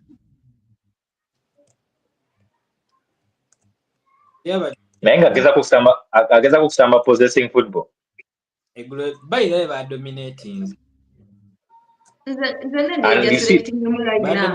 yesterday naye engeri gyasingamu neewuunyisa bonna abasajja abaali ab'enkizo mu sizoni ewedde abasinga abastandisa katebe nza neewuunyisa engeri gya selectingamu line-up. alina tiimu ya Conference League ne tiimu ya gundi, tiimu ya Europe alina ne tiimu ya domestic gundi. Bano abamanyira gundi basambisa mu Premier League. But this is the thing.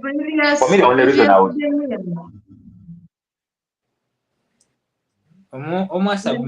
Ngamba previous game yaabwe mu Premier League ono omwana Omungereza yamutandisa katebe yamuleetamu mu dakiika oba yali yankaaga ate nga yali bali bamu ku bazannyi abaali ab'enkizo ennyo season ewedde.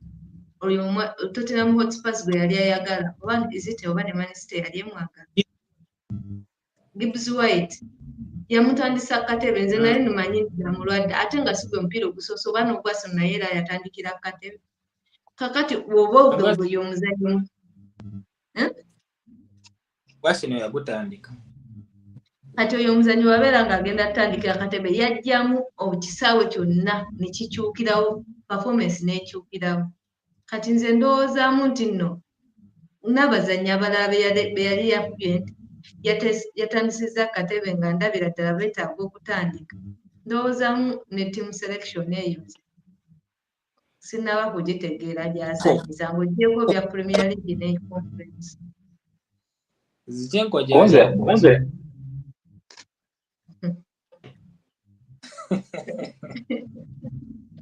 Kunze ndaba omanyi this is a classic example of nanyini club oba someone who makes the decisions obutamanya tiimu gy'alina.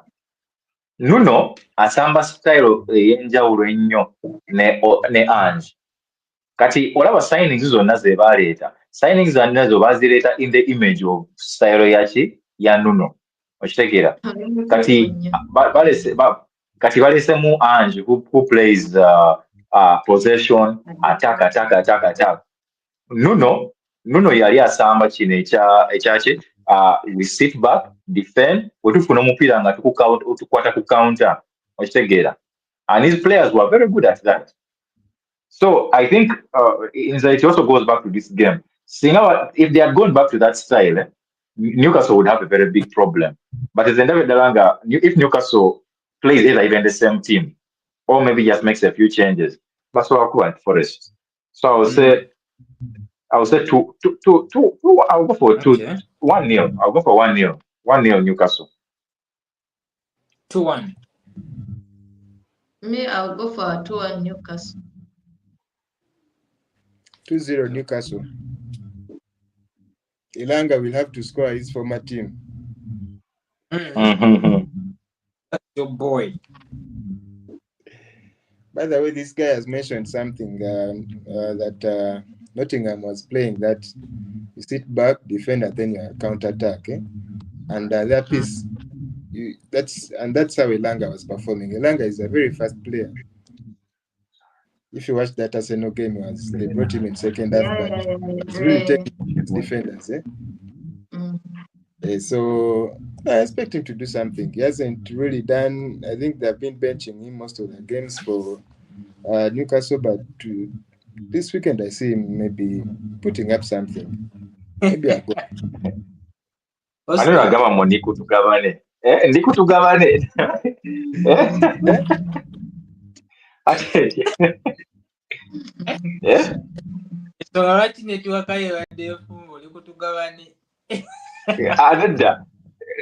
Service provider wa Man U. You're talking about me. Nedda, I had network issues, so my service provider was giving me hard time. I rarely have issues with this Wi-Fi, but this time I don't know what happened.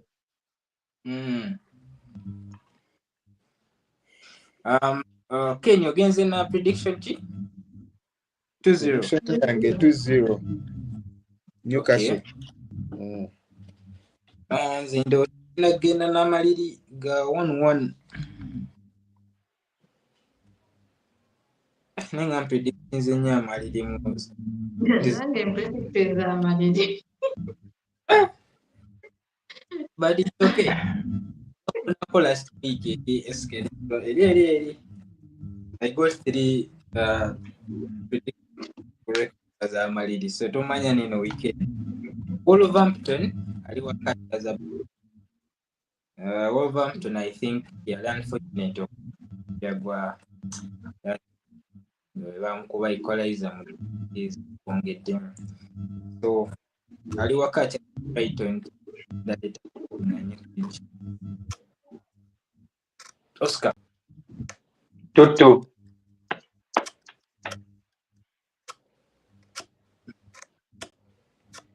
Ken Brighton to win 2-1. 2-1. Yeah. Dora 2-1 Brighton.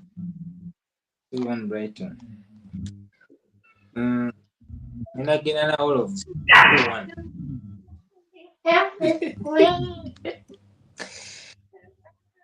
But I have a feeling all of them get. By the way, I can't be surprised.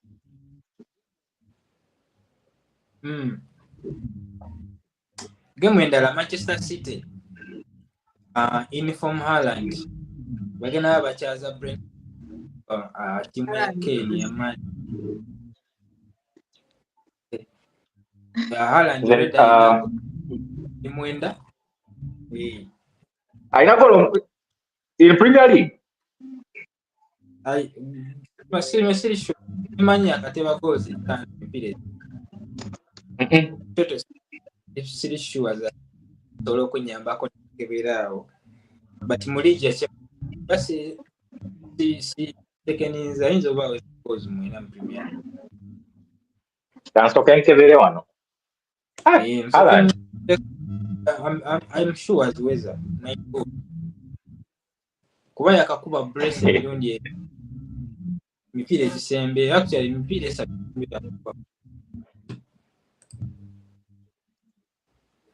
So you check mbulire oba kyogedde. Premier League has 8 goals in 6 matches. Yeah. He's on fire. Premier League 8 goals. Champions League 3. Yeah. Ridiculous. That guy is a beast. The beast. I see him scoring another 2 goals this weekend. Yeah. That was he's my captain in fantasy. So far so good. He's doing a very good job for me.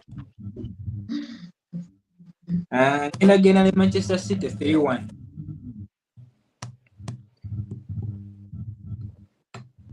Oscar. 2-1. 2-1 City. 2-1 City. Dora. 2-0. 0. That is generous. Ken. 2-1 Man City.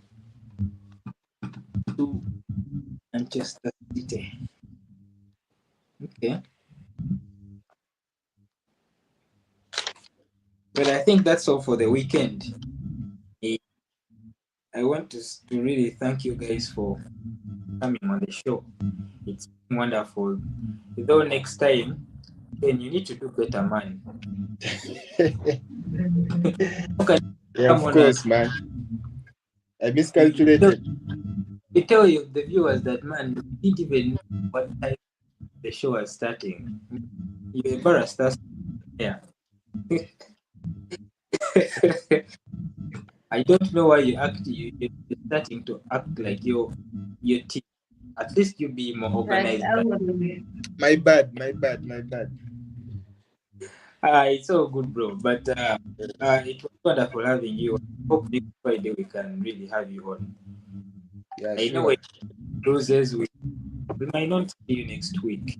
Please try to come on the set and answer these crimes, okay? Promise the viewers that you'll be available next week. Please. Man, Fridays are tricky, but hopefully if I'm not occupied, I'll surely make sure I'll be there. had all this chest against Arsenal. We are going to do this. We are going to do this. After losing against Arsenal, you never showed up. The man disappeared. That Guy, game I wanted to show up because we outplayed, we outdusted Arsenal, but they got Arsenal. You know, Arsenal has there's a reason they call you guys haram ball because I watched that Arsenal game against Newcastle. You guys turned things around in the last 10 minutes. You get. And for me, honestly, if you ask me, honestly, I don't feel a team can win a league by doing that. I feel like a team to win a league, you have to win comfortably. You go to Newcastle, But by the Sebo, time you're reaching 80 minutes, you're 3-1. what? Not these things Ken, what game did you watch? No man, first wait. No man, first wait. Ken, which game did you watch? Because the Arsenal's performance against Newcastle, that is the one performance this season that many people or Yes. anyone can look at and Look, say, Arsenal was somebody very in good. somebody in there go. Look, Arsenal was very good, but you can't win the league winning like that. You have to win comfortably. Listen. And yes, Listen. Nick Pope was very good. Nick Pope was actually, if that game had ended otherwise, Nick Pope would have been the man of the match because he put up a show, he put up a performance. But what my argument is, you cannot win a league by turning things around in the 90 minutes because Sebo, anything can happen. What if it had ended allow me. 1-1? Sorry to cut you short, but I need to come to the defense of Arsenal right now, as much as they are my rivals. But let me tell you something. That is the first game this season that Arsenal has actually turned things around, unlike Liverpool that has turned things around in the last 5 games. You get, because if we are praising Liverpool, if we are praising Liverpool and saying that it's just a phase, it's just this, we should keep the same energy when it comes to Arsenal, because Arsenal has been winning their games, though they have been having challenges here and there. But the one challenge they've not been having is winning games late. Now, this game, the way it went, this game before Newcastle scored, this game would have been like 3 or 4-0 by that time. Oshtegera. So Arsenal were unlucky. Then they end up getting going down 1 goal. But they fought their way back, and their bench was very pivotal in doing that. For me, I believe that this game that Arsenal played against Newcastle is the one game that even a Liverpool fan or any fan from any other club should look at and be like, oh my God, it looks like Ateta is starting to actually realize that he has a possibly the best team in Premier League. And if the day he realizes that, man, it's going to be scary for the rest of us. Also, I want to But the thing is that we are lucky. man. We are, by the way, we are actually lucky that Ateta is the coach of Arsenal. That is the one insurance policy a fan like me of Liverpool has against Arsenal, because I know he's the decision maker. He's going to make poor decisions. Sorry to say that about Arsenal fans, but the thing is that Arsenal, the players are there. But because your coach is our insurance policy, because we know he can make funny decisions anytime, that's the one reason why we can hold on to hope that, you know what, Liverpool can win the trophy. Maybe Chelsea can win the trophy. Man City can win the trophy. But if he actually remembers how to play that club, those players, we stand no chance, man. We stand no chance because he has a very good defense. Very solid defense. He can play one DM. He can play one DM and actually still have a strong defense. That is how good his defense is. We can't count that out. Yes, they scored late, but man, it was just one game. And how they played that game, man, it scared me, to be honest. But thank God Ateta is their coach. Thank God is their coach. Okay. Please continue. We need to I hear wanted you. to ask you about Odegaard. He put up a performance in the Champions League, and you're trash talking him last time. So I don't know why. What is your opinion on him? Against who? Sewo, that was Olympiacos. Let's be serious. That is Olympiacos. We have seen that is Olympiacos. Last season against PSV. By the way, no man. I saw some YouTubers saying that isn't he the best midfielder in the world right now. I was like, my God, which kind of people follow this kind of people who are this? Like, how do you How do you even make such a statement in public? The guy is like, oh wow, don't you think that Odegaard is the best midfielder in the world right now? And I'm like, is this guy serious? Like, I I, first wanted to check if it was actually AI, but it was actually a real person. I'm like, man, this is crazy.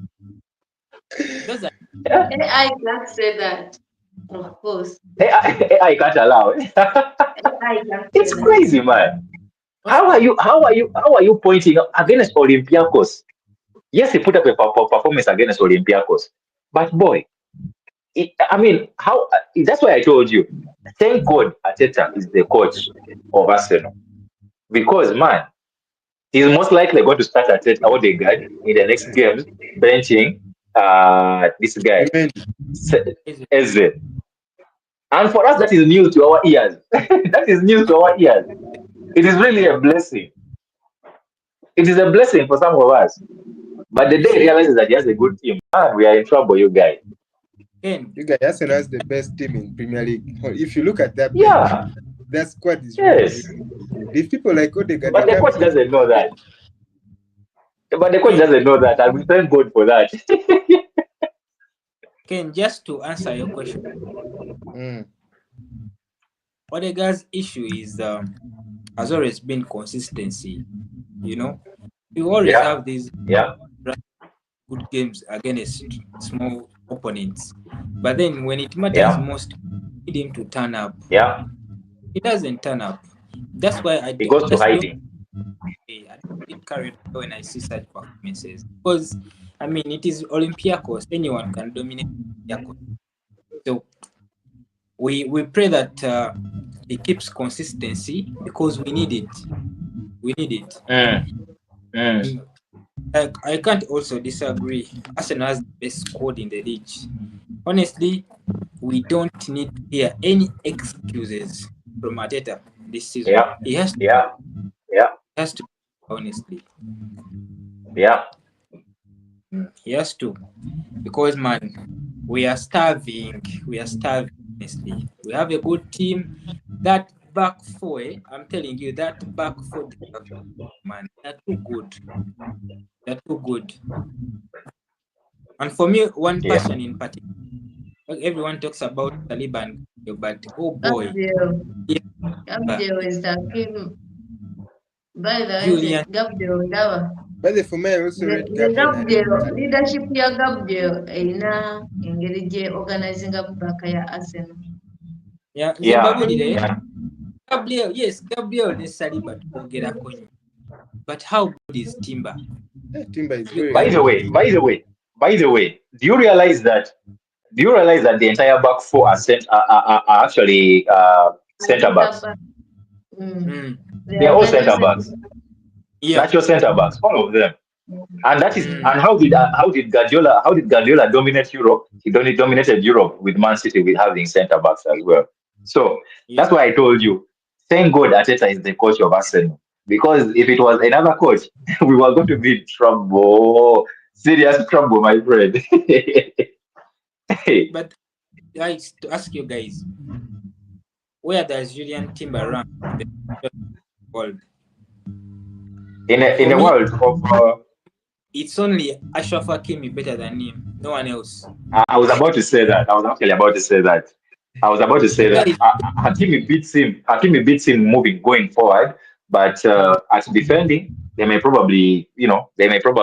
might be one and two, but they are the best in my view. They are Guys, the mm, best. guys. I feel like Julian Timber, he's good, yes. There's no argument about that. But the fact that the Arsenal central defense is good, that also it complements him, makes him look even further good. man, You have get you seen But imagine he Julian. wins No, his duels. Now, anyone? now, He now wins his okay, duels. Anyone? imagine Timber was playing for United. He would look bad No, because That man no, wins we his are not duels. looking at that because Hmm? Julian Timber is not playing United. We are looking at the Yes, Yeah. statistics. he's No not one being nekyateeka ku rotated. kisaawe ng'omulabe kati gwe Ochimanyi it's not Achira Hakimi who is better than him right now. Kubanga Ochimanyi nange Ochimanyi I'm so underrated oyo guy. yes, He's underrated. Ochimanyi Timber actually wins all these duels. Awangula all these duels one on one. 1-on-1. That's the same thing Hakimi does. It's the same thing we can say about Mendes as well. So for me, if a defender can win their 1-on-1 duels, for me that defender is already highly rated in my eyes. He's already highly rated because that's his number one job. His number one job is to defend.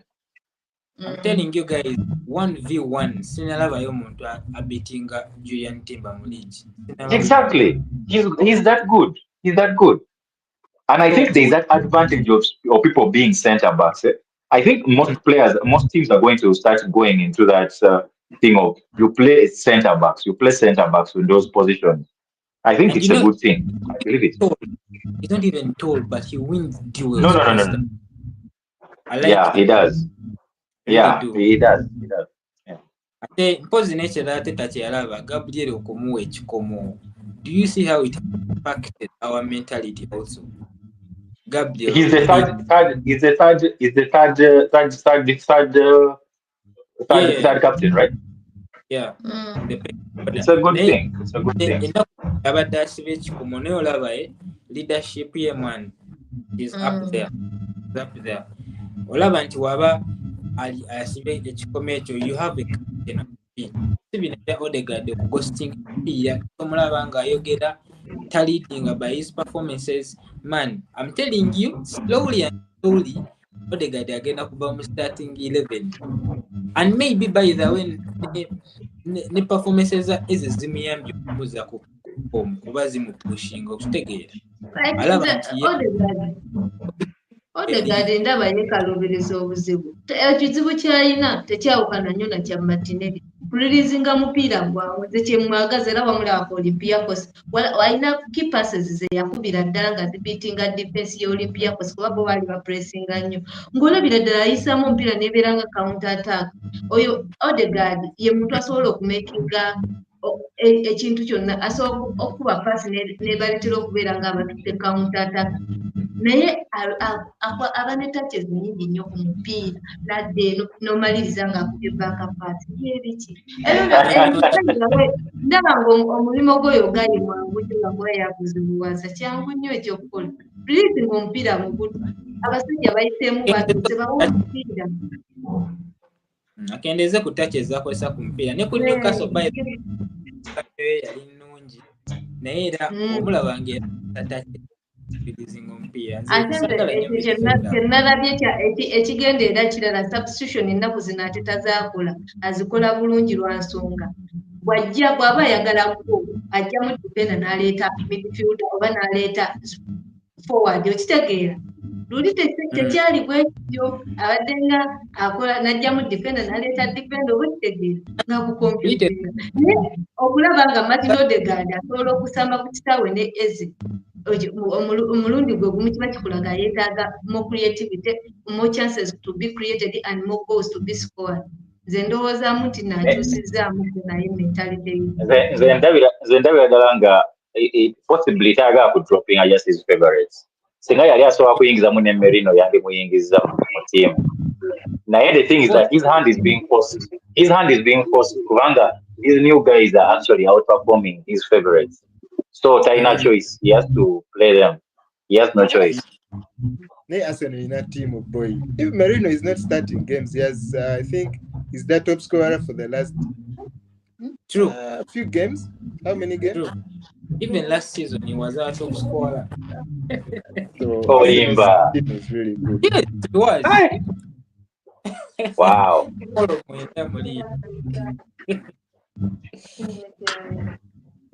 Banai, I've really enjoyed it. Thanks for coming on. I really thank you for taking your time.